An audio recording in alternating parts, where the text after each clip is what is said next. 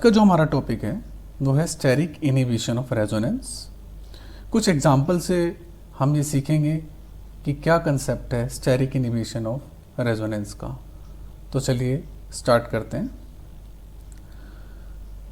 हमें ये बात पता है कि ऑर्थो सब्स्टिट्यूटेड बेंजोइक एसिड जो होते हैं दे आर मोर एसिडिक। तो इसका रीज़न क्या है, why they are more acidic? ये जो ग्रुप्स हैं ऑर्थो पोजीशन पे, चाहे इलेक्ट्रॉन डोनेटिंग ग्रुप हो चाहे इलेक्ट्रॉन विड्रॉइंग ग्रुप हो, इस पर कोई मैटर नहीं करता। Ortho substituted benzoic acid are more acidic. ठीक है, तो चलिए समझते हैं इस बात को कि ये क्यों ज़्यादा एसिडिक हैं।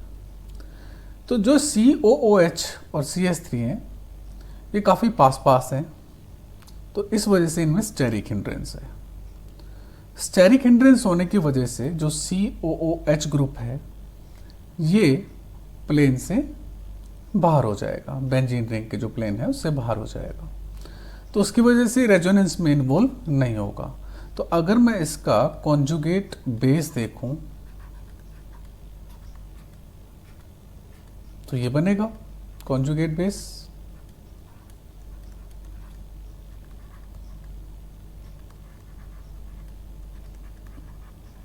अब क्योंकि ये प्लेन से बाहर है तो इसलिए रेजोनेंस में इन्वॉल्व नहीं होगा ये ग्रुप। तो ये लेकिन यहाँ पर जो है रेजोनेंस होगा। तो ये जो स्ट्रक्चर बनेंगे इसके दो इक्विवेलेंट स्ट्रक्चर बनेंगे, और इक्विवेलेंट स्ट्रक्चर्स जो होते हैं वो ज़्यादा स्टेबल होते हैं, रेजोनेंस एनर्जी में ज़्यादा पार्टिसिपेट करते हैं। तो इस वजह से जो ऑर्थो सब्स्टिट्यूटेड बेंजोइक एसिड होते हैं ये ज़्यादा एसिडिक होते हैं। तो ये जो स्टेरिक हिंड्रेंस हुआ उसकी वजह से रेजोनेंस नहीं हो पा रहा ग्रुप का COH का, तो इसी को हम बोलते हैं स्टेरिक इनहिबिशन ऑफ रेजोनेंस। और benzoic acid, ortho substituted benzoic acid जो होते हैं they are more acidic due to this steric inhibition of resonance. तो this is also called ortho effect. इसको हम बेंजोइक एसिड्स के केस में ऑर्थो इफेक्ट भी बोलते हैं।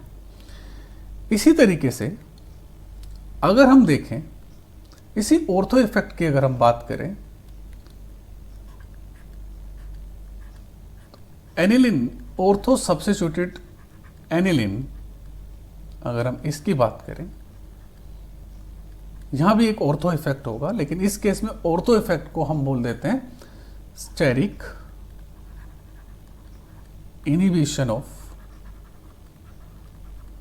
प्रोटोनेशन। इसमें क्या होता है,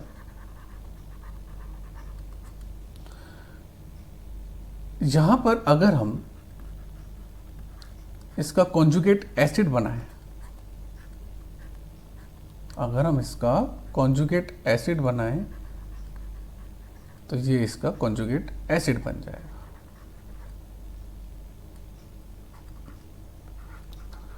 अब आप देखो यहां पर बॉन्ड एंगल जो है, यहां पर प्लस चार्ज है तो बॉन्ड एंगल यहां पर ज्यादा होगा, और यहां पर बॉन्ड एंगल जो है हाइब्रिडाइजेशन, यहां पर भी sp3 है नाइट्रोजन की और यहां पर भी sp3 है।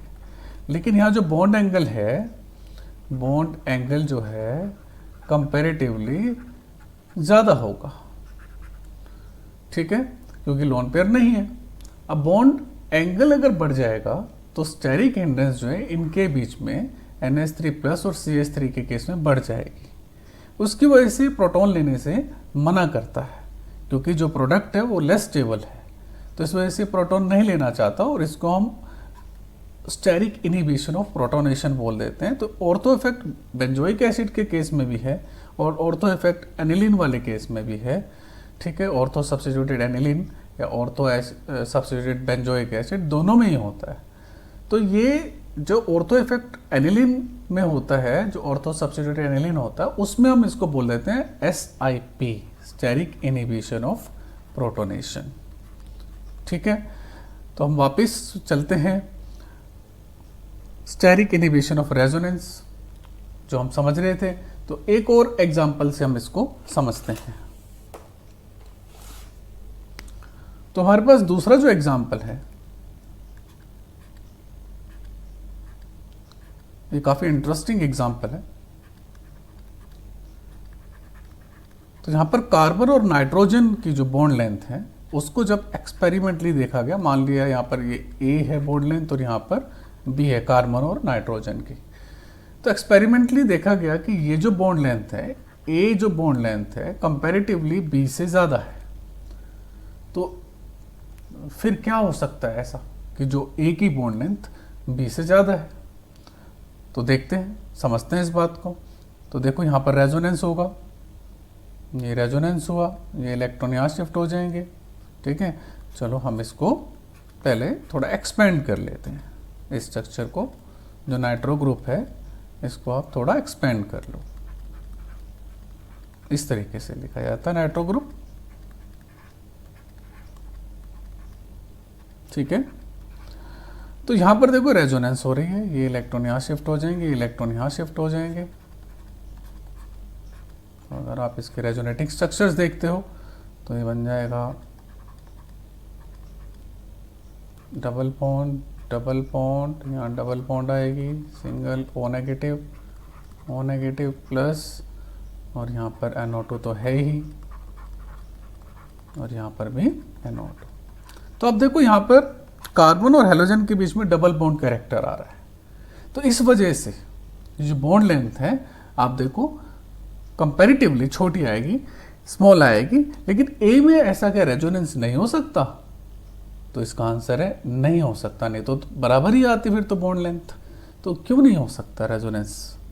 तो जो ये ग्रुप है आयोडीन, जो आयोडीन है बेसिकली ये लार्ज जो है हम कह सकते हैं ग्रुप है, एटम है। तो इस वजह से इसके नाइट्रो ग्रुप और आयोडीन के बीच में स्टेरिक हिंड्रेंस होगी, यहाँ पर स्टेरिक हिंड्रेंस होगी, और स्टेरिक हिंड्रेंस की वजह से ये जो ऑक्सीजन है ये प्लेन से बाहर चले जाएंगे, आउट ऑफ प्लेन चले जाएंगे, क्योंकि प्लेन पर होना ज़रूरी है एटम का, तभी डीलोकेलाइजेशन होती है। तो यहाँ पर ये प्लेन से बाहर चले गए हैं, तो यहाँ पर डीलोकेलाइजेशन नहीं हो रही है। तो ये भी किसी वजह से आया, जो बॉन्ड लेंथ का चेंज, ए की जो बॉन्ड लेंथ है ज़्यादा है बी से, वो क्यों आया? स्टेरिक इनहिबिशन ऑफ रेजोनेंस की वजह से, ठीक है। तो ये अच्छा क्वेश्चन है। तो चलिए बात करते हैं स्टेरिक इनहिबिशन ऑफ रेजोनेंस जो है उसका एक और एग्जाम्पल के थ्रू देखते हैं क्या होता है।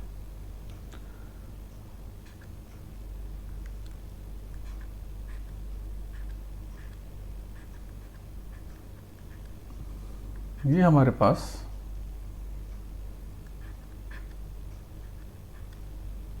एक कार्बोकेटाइन है,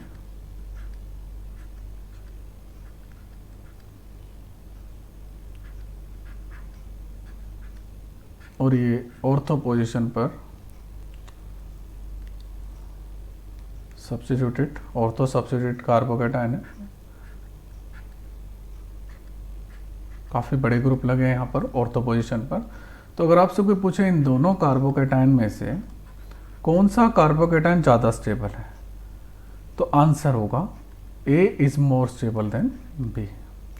तो क्या रीज़न है इसके पीछे? तो रीज़न बड़ा ही क्लियर है कि ये जो ग्रुप बड़े होने की वजह से, बड़े ग्रुप हैं, लार्ज ग्रुप हैं, तो इसकी वजह से ये क्या हो जाएगा? प्लेन से बाहर चला जाएगा, और जब ये प्लेन से बाहर चला जाएगा तो इसमें रेजोनेंस नहीं होगी, तो यहाँ पर रेजोनेंस में इन्वॉल्व नहीं हो पाएगा, तो इस वजह से इसकी स्टेबिलिटी कम हो जाएगी। लेकिन यहाँ पर ये रेजोनेंस में इन्वॉल्व हो सकता है, तो इस वजह से इसकी स्टेबिलिटी ज़्यादा होगी।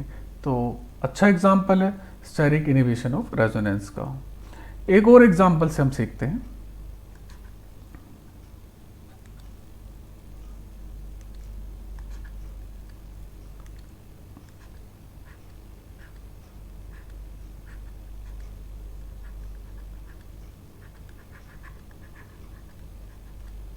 टर्शियरी एरोमेटिक अमीन है और इसको हमने ऑर्थो पोजीशन पर मेथाइल ग्रुप लगाया है, और इसको हमने HNO2 से रिएक्ट करना है। तो यहाँ पर अटैकिंग स्पीशीज NO+ होगी जो कि इलेक्ट्रोफाइल है, तो ये जो अगर हम नॉर्मली देखें तो नाइट्रोजन के ऊपर लोन पेयर है और ये इलेक्ट्रॉन डिलोकलाइज हो सकता है और डिलोकलाइज होना चाहिए और डिलोकलाइज होगा तो ये पैरा पोजीशन पर जो है NO+ जा सकता है, इलेक्ट्रोफिलिक सब्स्टिट्यूशन रिएक्शन हो सकती है। लेकिन यहाँ पर कंसेप्ट क्या है कि Nr2 और CH3 के बीच में स्टेरिक हिंड्रेंस होने की वजह से ये प्लेन से बाहर हो जाएगा, और जब ये प्लेन से बाहर हो जाएगा तो रेजोनेंस में इन्वॉल्व, डिलोकलाइजेशन में इन्वॉल्व नहीं होगा और इलेक्ट्रॉन की डेंसिटी, ये ग्रुप इलेक्ट्रॉन की डेंसिटी को नहीं बढ़ा पाएगा, तो ये रिएक्शन नहीं हो सकता। तो इस वजह से क्यों नहीं हो सकता, वजह क्या है, क्योंकि Nr2 जो ग्रुप है वो प्लेन से बाहर हो गया है। इसी को बोलते हैं स्टेरिक हिंड्रेंस की वजह से हुआ है, स्टेरिक हिंड्रेंस की वजह से रेजोनेंस में इन्वॉल्व नहीं हुआ है, देयरफॉर हम बोल रहे हैं स्टेरिक इनहिबिशन ऑफ रेजोनेंस। तो बच्चों आज के लिए हम इतना ही करेंगे, नेक्स्ट वीडियो में मिलेंगे, कुछ नई बातें, कुछ नए आपको क्वेश्चंस भी करवाएंगे। तो तब तक के लिए आप अपने हेल्थ का ध्यान रखें, अच्छे से पढ़ें, मोटिवेटेड रहें। Thank you very much.